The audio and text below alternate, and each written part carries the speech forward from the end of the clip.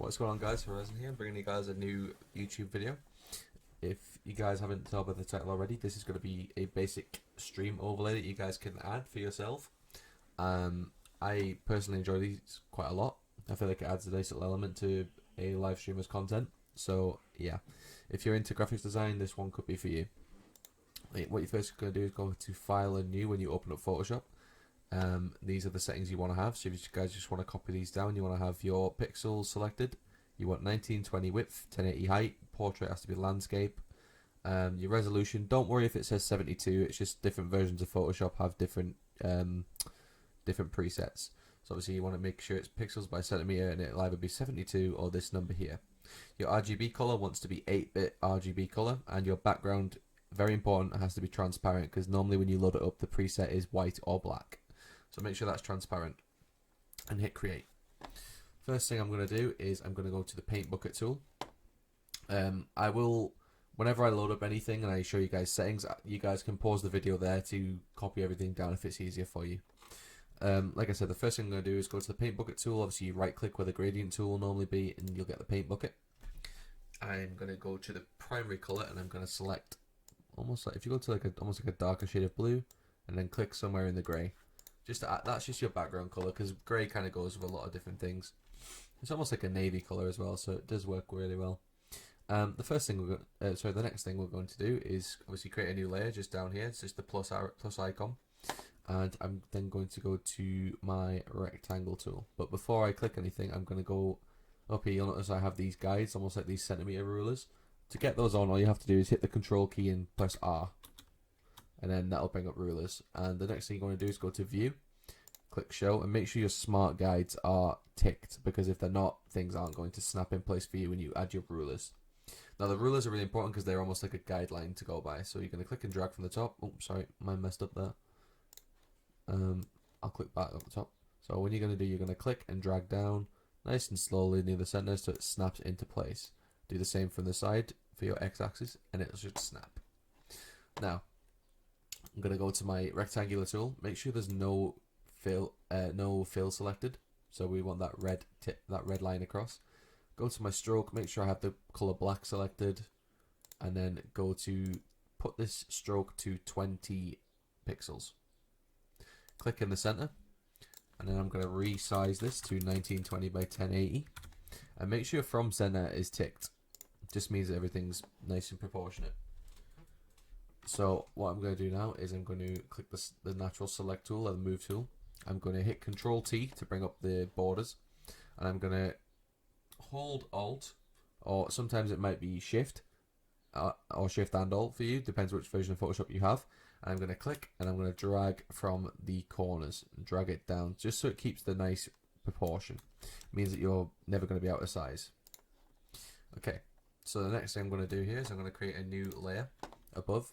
My polygon lasso tool will be selected, and I'm going to click almost from this point here, and I'm going to drag across, and I'm going to probably about there. Just hold. Very important, guys. If you're using this tool, make sure you're holding Shift so it stays either straight or diagonal. Because if you it can go anywhere if you take your finger off Shift. But if you hold Shift, it will snap into almost like a corner.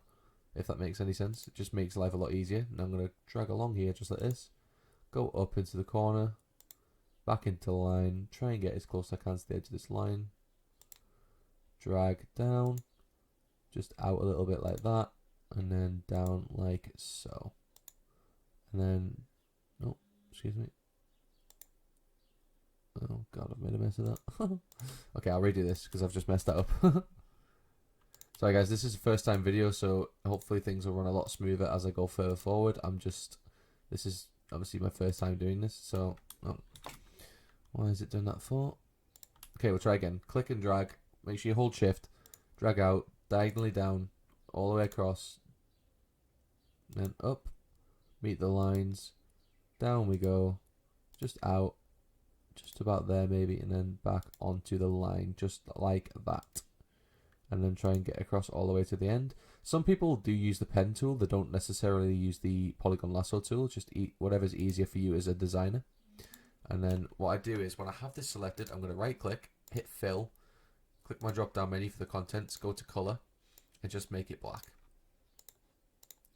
And what I'm going to do is I'm going to delete the original rectangle, because when you have this layer here, what you can then do is hit Control and J to copy, Control T to bring up the borders, edit, transform, flip it horizontally, just so, and then click and hold Shift as you drag across until it goes to the center line, just like so. So as you can see, you both have like a nice little replica on both sides. Then you're gonna hit Control and click. You're gonna click one layer, hit Control, click another layer, right click them, merge the layers. That means it becomes one big shape. Once you put it back into place, and then we're gonna hit Control J again, Control T to bring up the borders, edit, transform, and this time we're gonna flip it vertical, meaning you have one big shape like so. Drag it down so it snaps into place. So we then have our webcam there. So we're going to do the same thing again. Hit Shift, click the other layer, right click, merge the layers. So then I'm going to rename that webcam. And as you guys can see, if I then go back to my move tool and try and move it, it's all one big shape. And I'm going to drag that down to place. Yes, just like so. Okay, so you've basically got your outline of your rectangle and what you want. If you take away the borders, you'll see that everything's nice and snapped. Hit Control and H to bring up your guidelines or to get rid of them. So it's just Control and H. Okay, so next thing I'm going to do is create another layer. And before I click anything, I'm going to go back to my rectangle layer. And I'm going to add a drop shadow. Because drop shadows are your best friend in Photoshop, let me tell you. We're going to take that down to about 3. And we're going to do like 3 and 3. Make sure it's on multiply, the color's black, it's at a 90-degree angle, global light is selected, and there's no noise. What you can do is if you go down to your contour, you can put this one here, which means both sides is selected. I don't tend to use it, I tend to use the first one, although I'll show you guys later on in the video or in my next tutorial how you can use different contours. Okay, so I'm going to hit OK. So this means this new layer we selected, I'm going to hit Control and right click it. I'm going to click Create Clipping Mask. Now what Create Clipping Mask does is, for example, if I grab this pen tool and I put it as a white color, what you do is anything that is clipped to a different layer below it, it means that if I try and draw here outside of the shape, what's selected below, you can't see anything. Like there's no marks on the screen, whereas if I take the clip mask off, it's white there. So it's basically like a mask, it just hides everything. So if I clip and mask it like I just done there, and I then draw on the shape, you'll notice it fills in around the shape. So it's almost like a little mask. So if I delete that, you guys know what I mean now. So if I redo it, right click clip and mask, and this time what I'm going to do is go down to my paint bucket tool, select a gradient, and I'm going to use this nice color here, which if you guys go to the right hand side, which is the darkest color, you guys can copy that number down. It's 071733. And then you want to go to like a lighter shade of gray here, which is going to be 3B5272, and make sure your little mark here in the middle is on 50%, because if you click on it, it will say location 50%. That just means it's an even distribution of the colors. Now what you want to do up here is go, when you click your gradient tool, up on this top bar you'll notice that your gradients can be different types. So for example, this one, the first one, is just a natural linear, so it's a left to right, sorry. Whereas the one we want is going to be this one here, which is called a radial gradient, which means you're going to click from the center, you're going to hold Shift, and then you're going to drag out to about halfway on the right hand side. So you'll notice you get this nice sort of dark bluish grey color, just like so. And what the next thing I'm going to do is go to my original webcam layer, and I'm going to add an inner glow. Oh, that's not what I want. So you'll notice it's quite blown up, which is not what we want. So if we go to about 4, I'd say, make the range 50, make sure your source is at the edge, the technique is softer, it's on overlay blending mode, and that you have it on 100%, just like that. So you'll notice it's just a nice sort of background. Now what I'm going to do is go to my original background layer, and I'm going to click add new layer just above it. I'm going to go to my rectangular marquee tool, and I'm going to click on the left corner and drag all of that. It doesn't have to be perfect, just so it covers everywhere that you can see behind your webcam. And what I'm going to do is right click paint bucket tool, go to my primary, make it black, and click just somewhere so it fills in. Now I'm going to create a new layer above this, and I'm going to right click it and clip and mask it. Go to my colors, and this time I'm going to go for like a very sort of light color, maybe this color here. So A2B 1DD. And I'm going to go to my square brackets and click the right hand side so that my paintbrush gets bigger. Go above just like this maybe, and then just click a couple times while dragging down. And then what you can do is turn the opacity down to about 70%. And then click Control T, and then you're just going to hold Alt and drag out like this, and drag down. Now what that does is just adds a little bit of a background. You can drop the opacity a little bit further. Yeah, about 50%. That looks good. It just means you've got something to work with as a background, so you know it's different from the actual Photoshop background. Next thing I'm going to do is create a new layer, and again clip and mask it to the original. And this is very important because you're going to go back to this original color you just picked and go maybe a little bit lighter as well. Something along there, BFC double FB. Okay. And I'm going to go back to my square brackets. I'm going to make it a little bit smaller, just so it kind of fits in this little groove here. And then I'm going to click maybe 3 times. Again here, click 3 times. And make sure you do that for almost all the corners. Make sure you're staying as close to what I'm doing as you can. It doesn't have to be perfect because it never is. Like, Photoshop's just one of those things. It's very kind of, you know, subjective to what you want, depending on what you're doing. And again, just I forgot to actually mention, guys, if you are using a mouse on Windows, if you hold the Alt key and you then use your scroller on your mouse, you can then zoom in and out, and whichever point is on the center of your mouse, that's where you drag to. So let's say I'm going to go for the top here. It's going to, if I hold Alt and push forward, it's going to drag and zoom into that specific point. Yeah, so that works. Again, I'm going to go back to here and just click again 3 times, just so it gets a nice little bit of color around the border. On the center line here on the right hand side, I'm just going to hit that 3 times. Do the same on this side. Just okay, so you guys will notice we've got a nice little color blend. And what I'm going to do is drop the opacity to about maybe 75%, just like that. So we've got a nice little kind of color discrepancy here. Next thing I'm going to do is I'm going to hit new layer, polygon lasso tool. I'm going to click and make sure hold shift and drag up. So we've got these little marks here, just like that. And I'm then going to go back to my gradient tool, and I'm going to make these almost like a little, oh, I've got the wrong, excuse me.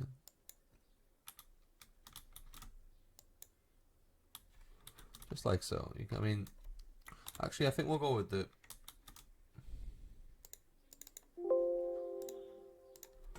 we'll redo that, hold on. Excuse me, oh, creating too many things. And what I tend to do here is I'm going to like almost draw like a little indent into here. I'm actually going to, if you go from like just inwards here and you, oh, excuse me, and drag out up to the top. Drag it across. Maybe to about that. This new version of Photoshop just doesn't like me. So if we go up to here, why is this not?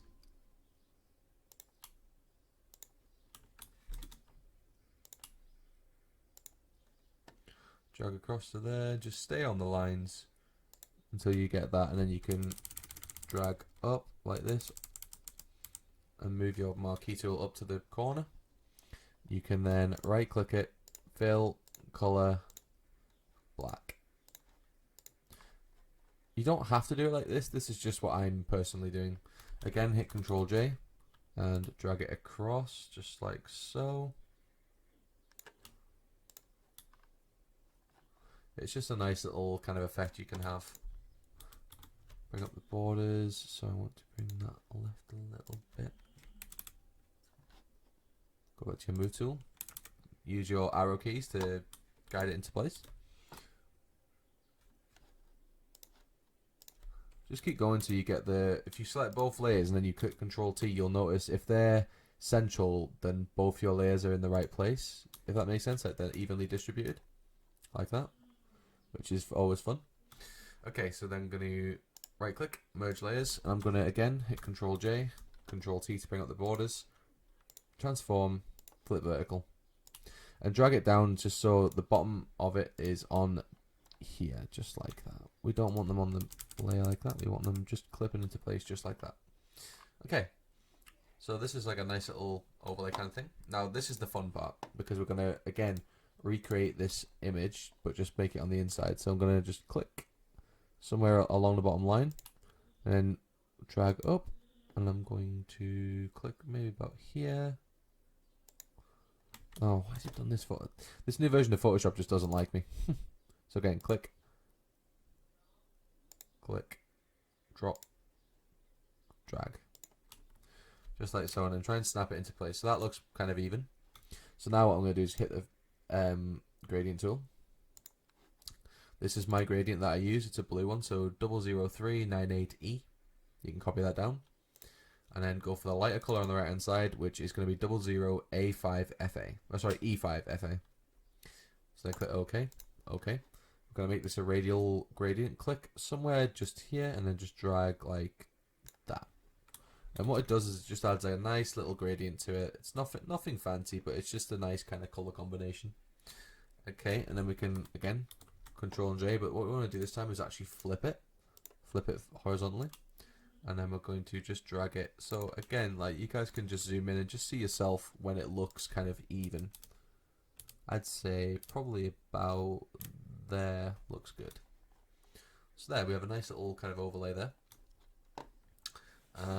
And then what we're going to do is just select these, merge them, Control J to copy, and then again just flip them until they go even on the top, which is going to be, you can easily see, because if you zoom in you can see when they're level. So about there. So you have a nice little kind of base overlay, and you've got some nice kind of colours around the outside. It looks really, really good. Now, the next thing I'm going to do is it's going to completely discredit like the gradient bit you just made, but on the bottom half, I'm going to go back to my polygon lasso tool. I'm going to click and drag to about here, and then drag into the center. So you get this kind of nice little shape. And what I'm going to do is I'm going to, oh, actually no, I'm going to make that a little bit lower. So I'm actually going to drag it from here, and then drag it down like that. What I'm going to do is right click, go to the paint bucket tool, and kind of just make it the color that's like on the bottom half of your overlay, just like that. So you've got a nice little filler. And then what I'm going to do is I'm going to then again just Control J to copy, transform and flip horizontally, and then you've got those two together just like that. Again, I'm going to click both of them, right click and merge them so they're one shape. Oh, there. Merge them so they're one shape. And I'm then going to drag those up like that. Just so they're nice and central. And what you can actually do is you can just like kind of drag the top half of it up a little bit, hold shift so it makes the shape a little bit bigger, and then drag up like that, which is kind of nice. It's a nice little effect. And you can then add a drop shadow and an inner glow, just like so. So it creates this nice little border, just like that. What I tend to do is then go to new layer, and then I tend to create like a little, almost like an inner shape, if that makes sense. I create the shape again, which is from the inside. Oh. But this time I'm actually not going to do that because I've messed about with like the dimension of the shape, which is not what we should have done. So click the white text tool. I'm just going to put username, and then you're going to click and drag all out just so it fits nice and correctly. Put it nice and central. Now what you want to do is, if it's going to be on an overlay, you want your text to have a drop shadow, just so it makes it stand out just a little bit more. Obviously some people do gradient overlays like this, which obviously like adds a gradient instead of like a base color. Or people do pattern overlays where you can add like different patterns. I personally don't go for patterns on text unless it's, you know, on things like Twitter headers. But we'll ignore that for now because I'm just going to put a nice drop shadow on there. So like that. So you've got your username just in the center. Now what you want to do is, because you notice there's more color like on the top and bottom, but we haven't got any on the sides yet. So that's the next thing we're going to work on, which is I'm going to, I created a new layer, but what I'm going to do is drag it down so it's underneath the webcam layer, but above the background. So what you're going to do is then just go to your rectangular marquee tool, click somewhere around here, like up in the corner, and just drag out here until it's about halfway out of the shape. So then you're gonna then go to your gradient tool, click for the bottom and drag up like so. Just like that. Now you'll notice the shape doesn't click out as much as I want, so I'm going to undo the gradient. I'm going to try and flip it left to right, just like that. Then it becomes a nice kind of gradient from the bottom. Again, just Control J, flip it horizontally, and then drag that across to the other side. And then go so it's about even, probably about there, I'd say. And then again, just to check, you just click both layers. That's a little, and you'll notice if it's further to the right here, like the guideline is further left than the middle of the square, you'll notice it means your right side one has to come left a bit because you've got too much hidden. Just like that. So if you get those even, that should look, there you go, about central. So you've got a nice little outline, you've got some nice colour around it, you've got your username just in the corner there. So as you guys do, you can add something like this. Like if you want to go to like your key tool and try and go from the edges, you can create like almost like a little square, and then you can fill it in. Obviously, let me change the color. I'm just doing this really quickly because it's not what I'm intending to do on this actual piece. But if you want to add like a new subscriber and a new follower bar, it's very, very simple to do. All you got to do is go to the, like I just did, the marquee tool, pick a fill that's kind of close, similar to colors to this, go onto it, add an inner glow and a drop shadow, just so it's kind of the same color. And then you can, what you can do is you can just hide your drop shadow and inner glow. And what you're going to do then is you're going to go to the end of it. What you're going to do is you're going to drag it along left and hold shift so it stays there. And then what you're going to do is you're just going to duplicate the layer and then drag it across until your guidelines meet up with the corner there, so you'll know it's nice and evenly distributed like that. So you've basically got your two little bars here, and then you're going to obviously reappear your inner glow and drop shadows. And then what you're going to do is you're going to obviously select your text tool and obviously make the text a little bit smaller. You can go with something like this. You can just go with like new and make it a little bit smaller, just something like that. Put it up in the corner just so it's nice and snappy. Use your arrow keys to help you. And then again, copy it, drag it down, and then you're going to click over it, and then you're going to put like new follower,